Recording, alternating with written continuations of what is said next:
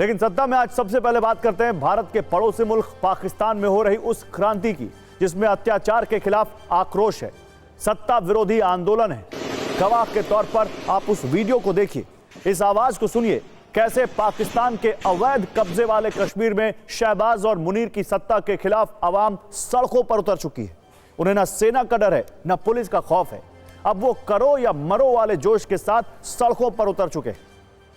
PoK की आवाम के आक्रोश को देखकर यही कहा जा सकता है कि अब शहबाज और मुनीर की टेंशन बहुत बढ़ने वाली। आवाम बेकाबू है, सड़कों पर सैलाब है। मुनीर आर्मी के जवान पर प्रदर्शनकारी भारी पड़ रहे हैं। बड़ी संख्या में पुलिस और सेना के जवानों को बंधक बनाया गया है। ऐसा कहा जा रहा है कि पीओके बहुत जल्द पाकिस्तान की सरकार से आजादी वाला विजयदशमी मनाएगा। ऐसा क्यों कहा जा रहा है, इस तस्वीर से देखिए। यह पाकिस्तान की पुलिस है जो थक हार कर बैठी हुई है। प्रदर्शनकारियों ने इनकी हालत ऐसी कर दी है कि अपनी जान बचाने के लिए ये सुरक्षित ठिकाने ढूंढ रहे हैं।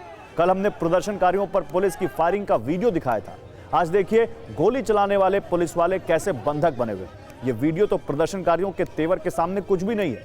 कहा यह भी जा रहा है कि 25 से ज्यादा पुलिस वालों को बंधक बनाया गया है। कई सेना के जवानों को भी प्रदर्शनकारियों ने बंधक बना लिया है। मतलब ये बहुत जल्द पीओके में शहबाज मुनीर की सत्ता का दहन होने वाला है। ऐसे नारे पाकिस्तान के अवैध कब्जे वाले कश्मीर में लग रहे हैं। मीरपुर, मुजफ्फराबाद, कोटली की सड़कों पर नारेबाजी हो रही है। ये नारे वही लोग लगा रहे हैं जो पाकिस्तान की सरकार से त्रस्त हैं, जो पाकिस्तान के सत्ता के विरुद्ध सड़क पर उतर चुके हैं। पिछले 4 दिनों से पीओके इसी तरह आक्रोशित है। पाकिस्तान की सरकार ने 3000 से ज्यादा एक्स्ट्रा पुलिस वालों को भेजा है। इसके बावजूद प्रदर्शनकारी बेकाबू हैं। ये लोग पाकिस्तान की सेना और पुलिस के अत्याचार से परेशान हैं। पाकिस्तान के सेना प्रमुख बड़े बड़े दावे करते हैं, लेकिन पीओके की जनता के सामने सेना सरेंडर मोड में। नाराज लोग तोड़फोड़ कर रहे हैं, नारेबाजी कर रहे हैं, पुलिस वालों को और सेना के जवानों को बंधक बना रहे हैं, लेकिन सेना कुछ नहीं कर पा रही है। पीओके में हालात लगातार तनावपूर्ण बने हुए हैं। जम्मू कश्मीर अवामी एक्शन कमेटी के नेता शौकत नवाज मीर के आह्वान पर ये कार्यकर्ता और समर्थक सड़क पर हैं। ये लोग मुजफ्फराबाद की ओर कूच कर रहे हैं। इस दौरान कई जगहों पर पुलिस और प्रदर्शनकारियों के बीच हिंसक झड़पें हुई, जिसमें कई लोगों की मौत हो गई। लोगों के इस प्रदर्शन से 2 चीजें बिल्कुल साफ है। पहली ये कि पीओके की जनता बागी हो चुकी है और डर के मारे शहबाज की पुलिस और सेना भागी। पीओके सरकार के मुख्य सचिव ने बातचीत के लिए बुलाने का नोटिस जारी किया था।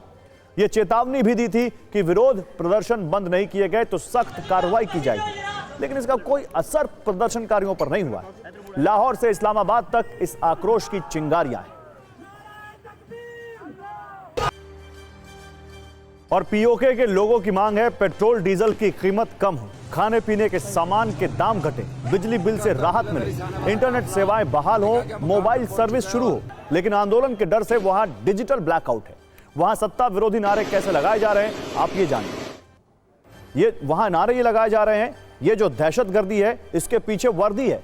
पीओके के प्रदर्शनकारी कह रहे हैं हुक्मरानों हम तुम्हारी मौत हैं।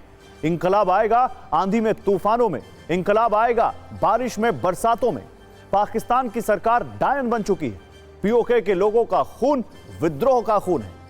अब 3 जगहों पर प्रदर्शन से जानिए वहां क्या हो रहा है और कैसे शहबाज और मुनीर के हाथ से पीओके यानी पाकिस्तान ऑक्यूपाइड कश्मीर निकलता दिख रहा है। मुजफ्फराबाद में लाल चौक पर हिंसक झड़प हुई। पाकिस्तानी पुलिस ने गोलियां चलाई। फायरिंग में 3 की मौत हुई और कई लोग जख्मी हो गए। JKAAC नेताओं ने सरकार को संचार टावर गिरा देने की धमकी दी, तुरंत मोबाइल सेवा बहाल करने की मांग की। कोटली में प्रशासन ने प्रदर्शन रोकने की कोशिश की और इसके बावजूद प्रदर्शनकारियों ने अपना मार्च जारी रखा। रावलकोट में भी सरकार के खिलाफ लोग सड़कों पर उतरे। सरकार के खिलाफ कई बड़ी जनसभाएं की, कश्मीर के संसाधनों पर हक की मांग की। मतलब यह कि अगले कुछ दिनों में बहुत बड़ा होने वाला है। पाकिस्तान मीडिया में भी इस प्रदर्शन की चर्चा खूब हो रही है। पाकिस्तान मीडिया में भी शहबाज और मुनीर की सत्ता पर कई गंभीर आरोप लगाए जा रहे हैं। तो एक तरफ पीओके में मुनीर आर्मी विरोधी आंदोलन हो रहा है और कैसे पाकिस्तानी एक एक डिटेल उसकी बता रहे थे वो आपने देखा। तो दूसरी तरफ पूरे पाकिस्तान में सेल्समैन मुनीर की चर्चा हो रही है। सेल्समैन मुनीर, आपको आश्चर्य हो रहा होगा कि पाकिस्तान के सेना प्रमुख को सेल्समैन क्यों कहा जा रहा है। यह हम नहीं कह रहे, बल्कि पाकिस्तान के सांसद ने खुद मुनीर को सेल्समैन बताया है। इसकी पूरी कहानी हम आपको बता रहे हैं और यह भी बता रहे हैं कि मुनीर की वो कौन सी तस्वीर है जिसके आधार पर उन्हें सेल्समैन वाली ट्रॉफी दी जा रही है।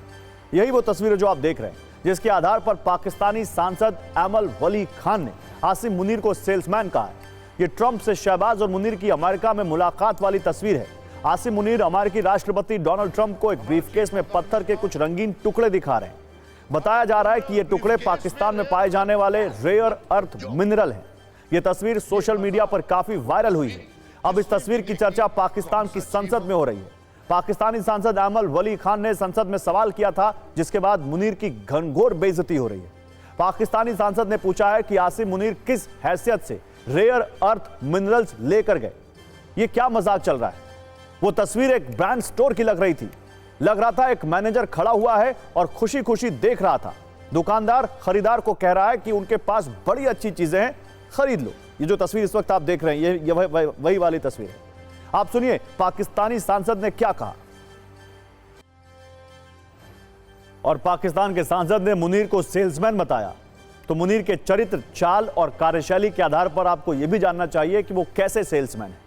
अगर वो दुकान खोलेंगे तो उसमें क्या क्या सामान होगा, आपको ये सोचना चाहिए और समझना चाहिए मुनीर का असली चरित्र क्या है। मुनीर को लेकर जो ट्रेंड हो रहा है, जो आरोप उन पर लगते रहे, उसके अनुसार वो प्रशिक्षित आतंकियों की सप्लाई करते हैं। सेल्समैन की भाषा में कह सकते हैं कि इसके वो होलसेल विक्रेता हैं, डीलर हैं। उनकी दुकान में बॉम्ब जैसे फटने वाले फिदाइन मिलेंगे, चोरी की ट्रॉफी मिलेगी, चुराए हथियार मिलेंगे, चापलूसी का मक्खन मिलेगा, जिस पर पाक सांसद ने कटाक्ष भी किया, अत्याचार वाली बंदूक मिलेगी, भीख के लिए बड़ा कटोरा मिलेगा ताकि कर्ज और कंगाली से वो अपने देश को बचा सके।